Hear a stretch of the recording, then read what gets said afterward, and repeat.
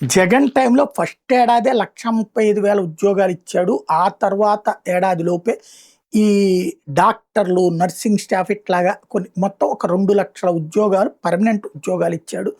మిగతాయి ఈ ఔట్‌సోర్సింగ్ ఉద్యోగాల లాంటివి లైక్ వాలంటీర్ కావచ్చు, మద్యం దుకాణాల్లో పనికి కావచ్చు, ఇతరత్రా వాటికి ఇచ్చుకొచ్చాడు.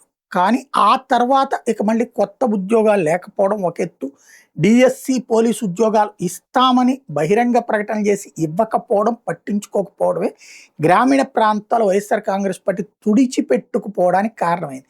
గ్రామీణ ప్రాంత నిరుద్యోగి ఏడాది పొడుగునా ఏదో ఒకటి చదువుతా, ఏదో ఒక పరీక్ష రాస్తా, ఎక్కడో చోట మనం పట్టుకోకపోతామా అనేటటువంటి తపనలో ఉంటాడు.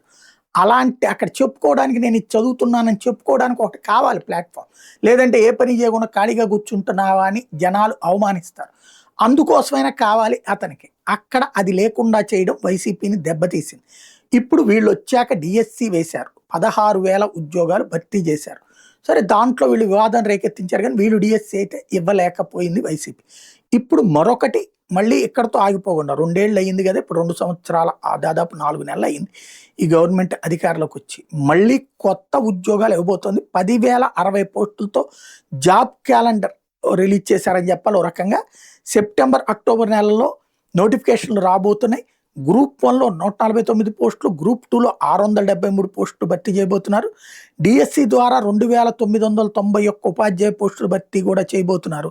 తద్వారా నిరుద్యోగులకి ఒక ఆప్షన్, మళ్ళీ అందుకోసం చదువుకుంటుంటాం, ఆ పనిలో పడిపోయేటటువంటి అవకాశం ఉంది.